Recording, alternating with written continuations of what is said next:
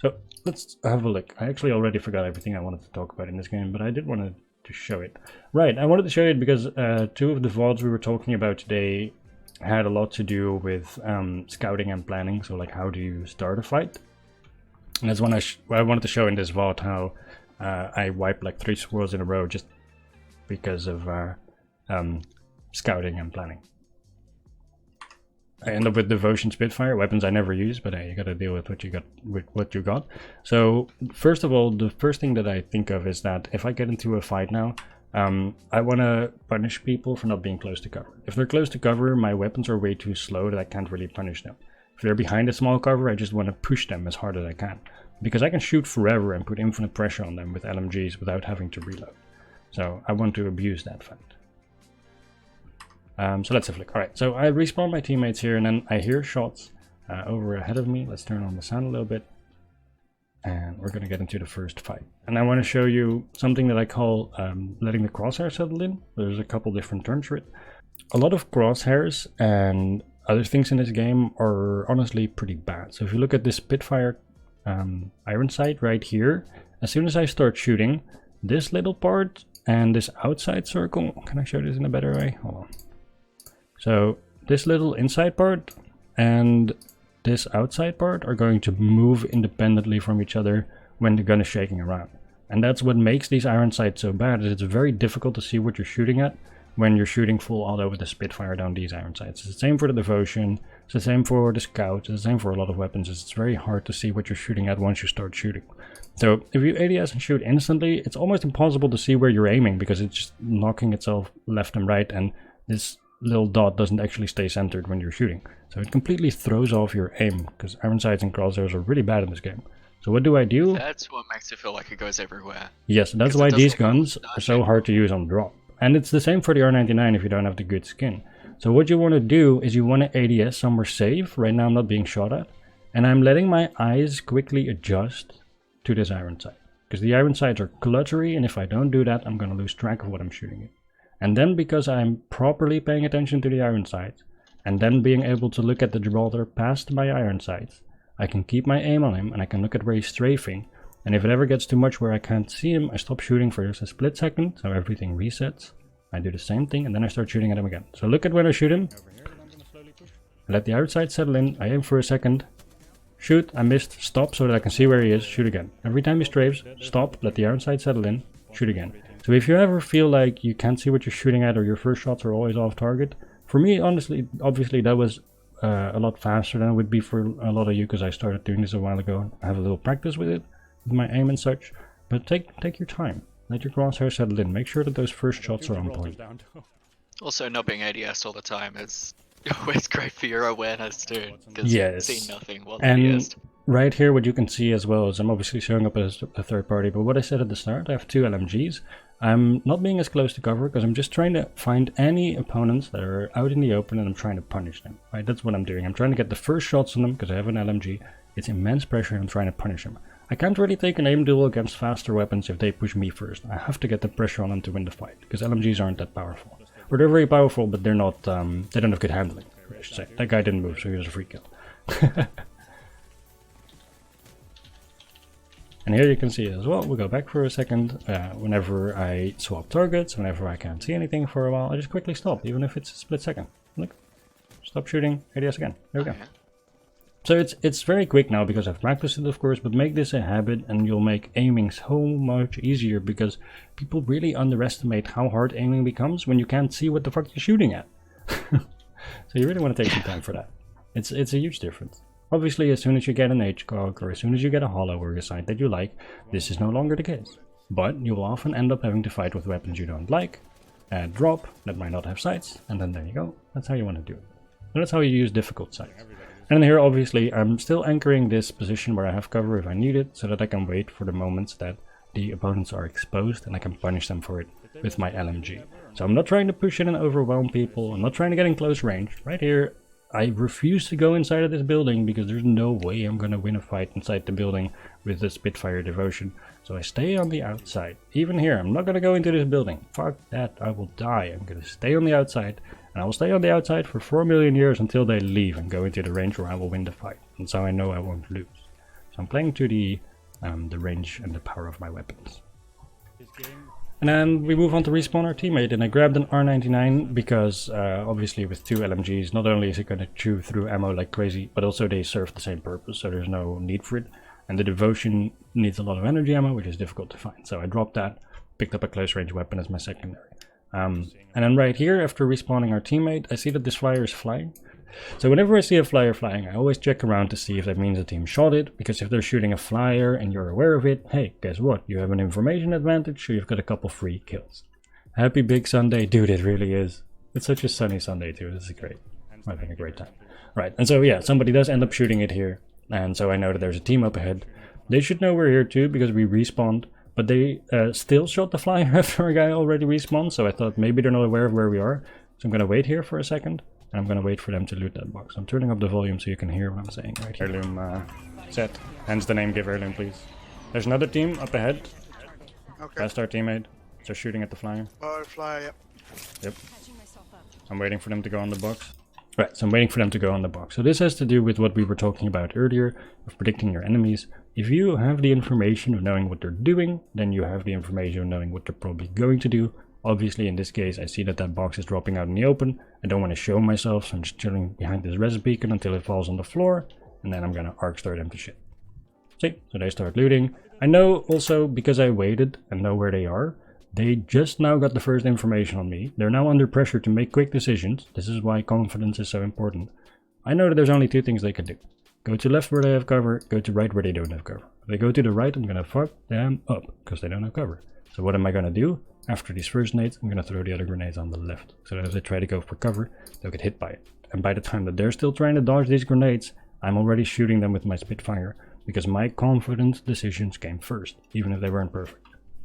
So this is where that confidence really comes in. I had the information, so I was confident in my play. Now I start the fight with a knock, so now it's a 2v2, because remember, we just rest our teammate, so he doesn't have shit yet. So it's a 2v2 now. But I have the opening damage on them. I know exactly where they're going because they're going to go to heal. I controlled the information, so I control this area. And so now I can punish them when they're trying to heal. There we go. She has a battery in her hands. She doesn't get it off. And it's a free kill. Right? So controlling that information, having the confidence to make a quick play. Even though like I'm kind of out in the open here, this isn't perfect. I made a quick play. I was confident and I pushed on my advantage. And it's a really, really quick cleanup from there. So this is kind of where that overwhelming comes in and why... you can see that a clean engage here led to so much faster kills than if I just ran forward at maximum speed. So running forward at maximum speed is not how you get high kill games, it's by engaging cleanly so you can finish the fight really, really fast. And yeah, especially if you definitely can't like one mag anyone. Like yeah, I mean, don't get me wrong. Once your aim gets to a certain point where you can one mag most people, that dynamic changes. But then you're also so far ahead of the curve. Then you're such a good player that I don't need to explain that anymore. So that's why I don't. Even right here, like I see all of this is unlooted. So other than looking around once, I don't really care and I just keep running. Because I doubt people are here. But I know that there's people at cave, because we can hear them. Right, yeah, I was just letting them listen to the in-game comms because I was explaining how I was scouting in this game. So this is something that we were talking about earlier a lot, is that if you're playing at a pace where you have to be really fast, because I talked about this a bit when I play with Shizo, is we play really, really fast pace, so I just don't have time for scouting. If I scout, or I don't have time for good scouting, if I scout properly when we are playing together, I'm not going to end up getting any kills. So I noticed that with Shizo as well. Yeah, but that's just, so you have to kind of understand, depending on who you're playing with, it's scouting is a luxury you have in downtime. Scouting is something you want to make a habit in downtime. And it's something that I have developed doing naturally as I run around. So you don't see me standing still and taking the time to scout a lot of the time. But what I did mention here is as soon as I go into this new area where I descend to land, even if I'm only there for 5 seconds, is an area where I can't get attacked. So even though I can only see this area really close to me, I already know my direct surroundings are safe. And then as I move forward, yeah, I'm not really stopping, but I can see that this entire area is unlooted, and I can see that the right side is out of zone. So I know that it's very unlikely for there to be multiple enemies here. If there's anyone, it's probably solo hiding. So you see me looking at it, I don't really stop, but I am scouting, and I am making plans. And I can hear the teams fighting at cave, so I know that this right side is presumably safe, and my attention wants to be towards the left side, towards where the cave is, so that I can ensure that my engage is as clean as possible. We're a bit far from the next zone, just... There. In one of Nell's videos, There were Caustic, Pathfinder, and Ray. The Caustic was in the front, where the Pathfinder was back. One sec. Nihil was like, Two down.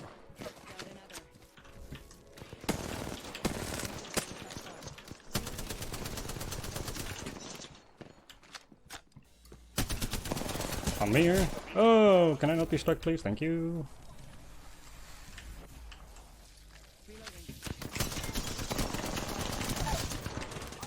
Thank you. Oh, don't hit me with that. Reloading. Where the fuck did that smoke go? Where's my smokes going? I don't know. I just know I need to run. Providing cover and fire. Appreciate it. Where? I knew where the enemies were before we showed up because I knew that nothing was looted on the right side and I could hear them fighting on the left side. So I was looking in the right direction and I knew that in this area I probably want to start with grenades so that I can get them off this high ground and I can take this powerful position. Next up, when things go poorly and my teammates start going down and it's not going my way, I noted I have two armors that I can use that drop below me. Both of these had a gold and a blue, gold, the purple armor. I know that because I just killed those people. So I knew that I killed these people and they have two armors that I can swap to here. So even though we're getting third-partied by a team from below and I'm in a difficult position, I know that I can anchor this position and still be safe.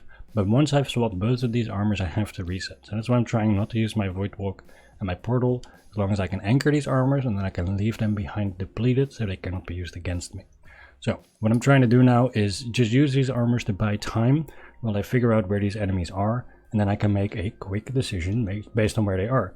And I'm going to tell you, chat, in a situation like this, where I've had about 2.5 seconds to figure out where they are and make a plan, my plan is probably not going to be great.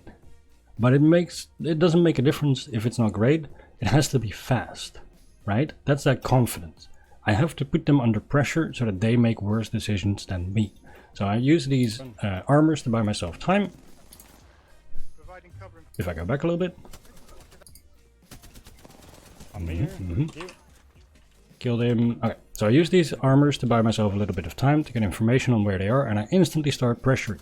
Is this ideal? Probably not, because I know that there's somebody behind me and I didn't know exactly where, but I knew I could cut off a sideline for just a second and just start pressuring. I want to get that pressure on first, and that will buy me the time I need to then fix my bad decisions and make them a bit better.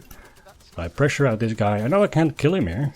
Using an LMG, I can't move. There's no way I'm going to be able to tank this. I'm just trying to pressure him out of the fight, so that once I'm ready to reset right here with my last armor, I can actually get out alive.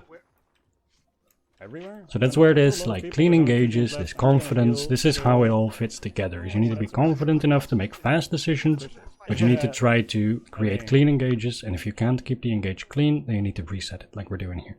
So my team is down, I had to go and heal, I reset the engage, I once again do the exact same thing as last time. I want this powerful position, I don't want them to control this position. Right as I'm ready to show up, they all show up here. Last time I used my grenades to try and get the enemies off of these boxes because I didn't want them to armor swap and I didn't want them to hold this cover. I don't have grenades this time, but I do have a Spitfire which has a lot of ammo before it needs to reload. So I have the opportunity to, even though it's 3 opponents, put an immense amount of pressure on them if I get the shots on first. So again, I'm not looking to kill anybody here, I'm looking to spread my damage across them, to get them off this position. Put suppressing fire, exactly, this is actually suppressing fire. I'm putting them under pressure so they have to make decisions and they're going to make mistakes. And then I'm going to punish those mistakes. So I don't have a plan, I'm just going to make decisions until they fuck up. That's it. I'm just putting pressure on them to try and get them to get out of there, to get away from those boxes. I don't want them to armor swap. And I want to control this strong position. And whatever they're going to do, I'm going to punish it because I bet it's a bad idea. Look, they left the high ground and now I can punish them. So I went from a very shitty situation to a pretty decent, now I'm in a great spot. I have high ground, they're all low, now I'm in a great spot. Why? Because I put them under pressure to make decisions, to make them fast. I made my decisions first, I was confident.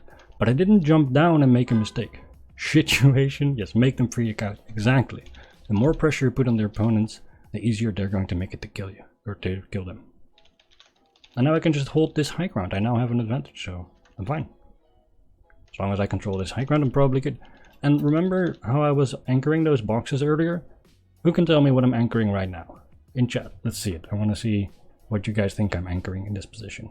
10 seconds later. Portal, zone choke point. Oh, some great ideas. Ledge cover. Ledge cover is always very good. You're keeping them in the zone, they won't be able to heal. That's a great one as well. So we've seen 4 different ideas already. All of them are very good. We've seen 4 different ideas already. Wouldn't it be all of them? I mean, ideally, yes. I'm going to be honest. 3 of those 4 I didn't think about. High ground, allies box, also great. Alright, so those are some great ones. We're going to go through all of them, see if they're right or wrong, because I think they're all right. So going back a little bit, let's talk about portal first. Because we talked about portals today when we were talking about Tom's Vault, and we talked a little bit about where you want to start and end your portal to get the most value out of it. So you want to start your portal in a safe escape point, and you want to end your portal in a powerful position. The start of this portal is in a powerful position, and the end of this portal is in an escape point, which I cannot get to because the enemies are on it. Right? So as we move forward here, look at where this portal ends. It ends behind them, over here. So, if they drop down and I control the high ground, they can't take the portal and I can't, because whoever does is going to get melted. So, there's no benefit to me holding this portal, other than if I let go of the portal, they can use it to get up top. But that's not really a concern for me at this moment. So, portal is a good idea, but I wasn't thinking about it, honestly, because it's not in a spot where I can get value out of it, so I don't really care. Zone choke point, that's actually a good one. So there's 2 people bringing up zone, how that might prevent them from healing, and choke point, that's a very good one. Now my teammate Biff, Bert in chat here, has actually right at the start of the fight mentioned that the zone was coming in, and when I was watching back this vault I heard it.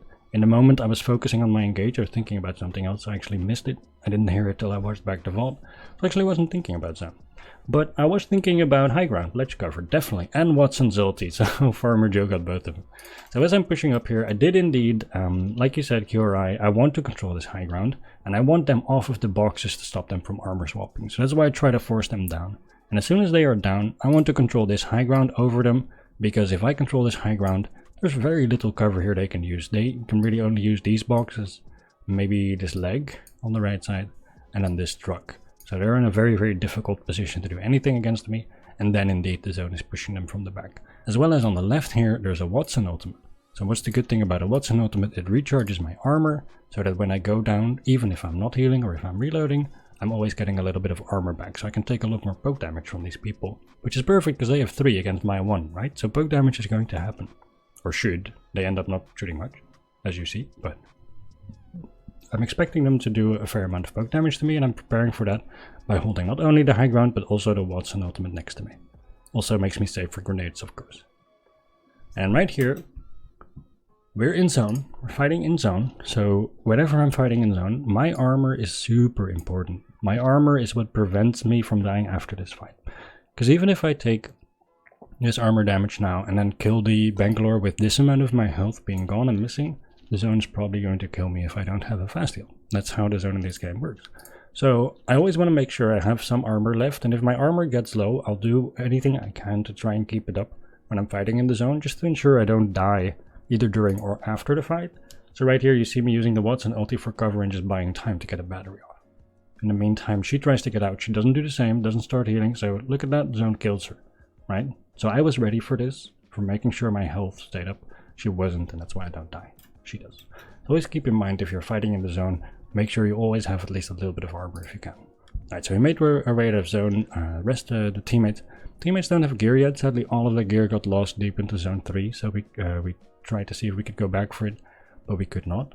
There's only 1 team left, and remember the start of the game where I killed 6 people, so 2 teams in this area with the Devotion and the Spitfire? Those boxes are still there, so I tell my teammates right here, the enemies are on top, but they're not really fighting yet, so see if it's possible to get to these boxes, because getting any loot now would be worth it, and there should still be a blue armor. But I know that if I fight right now, it's a 1v3, because my teammates don't really have gear yet. So even though I see the enemies first, and I control the information, I don't have an opportunity for a clean engage. They control zone, they control high ground, they control the way that I can push them on this zipline, so there's not much that I can do without a Pathfinder on our team in the way of having a clean engage on them. So I don't really have a way to engage cleanly here, so I just don't engage and I keep scouting while my team is looting up. Because if my teammates do get attacked while they're looting up, well then that gives me an opportunity for a clean engage because the opponents are distracted and I can punish them for making mistakes. See, we force them to make a decision. Decision puts pressure on you, and pressure I can abuse. But right now there's no pressure because they're in such a good spot, so I can't abuse it. And I end up running away really far. I just wanted to show you that sometimes you're just in a situation where you can't put pressure on the enemies, and that's okay too. So I end up running all the way to the back of the map for some reason, which is fine, and I end up spotting them right here when I climb onto the roof. So I'm scouting around a little bit, again holding high ground position just so you have good sight lines, and making sure I'm ahead of my teammates so they can loot safely. And they end up getting spotted there. Now my teammates are right behind me going to take this roof. This roof that I'm on, which is good because they have common and blue armor, so I want to be the one that's most front forward. I can tank more shots, and I'm Wraith, so I can also get out. And I want my lifeline to be on high ground with the Bangalore because she can drop a healing drone if she has to, so it makes this a lot safer if they are not in the front. So the first thing I do is I actually drop off the roof and give up this high ground, because the high ground really doesn't give me much value with my Spitfire R99. There's not much I can do from there. But going for a different angle to put more pressure on the enemies and force them to make decisions, that's going to help. So what do? I jump down and I use my portal for the extra speed so that I can get around behind the enemies, attack from a different angle while my teammates are sniping, because I know my teammate has a triple take. And then I'm able to put a lot of pressure on them, and then it's up to them to not make mistakes, and they're going to make mistakes. And I'm in a good defendable position here, so I'm going to punish it as soon as they do. He didn't listen to the audio cue, didn't know I was coming behind him. He's put under pressure because my teammate broke his armor. That's why he's popping a battery here. Again, decisions. Decisions are going to lead to mistakes, and mistakes I can punish.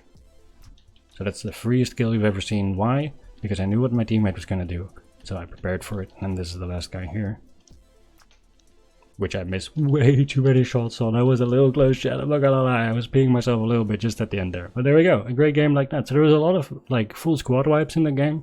I think it was like 3 full squad wipes in a row, just based on scouting and having a clean engage, and also just once at the end there knowing when not to engage, because I was alone, my teammates were still looting, and I was not gonna have a good time if I attacked right there, because I just didn't have an opportunity to win that fight.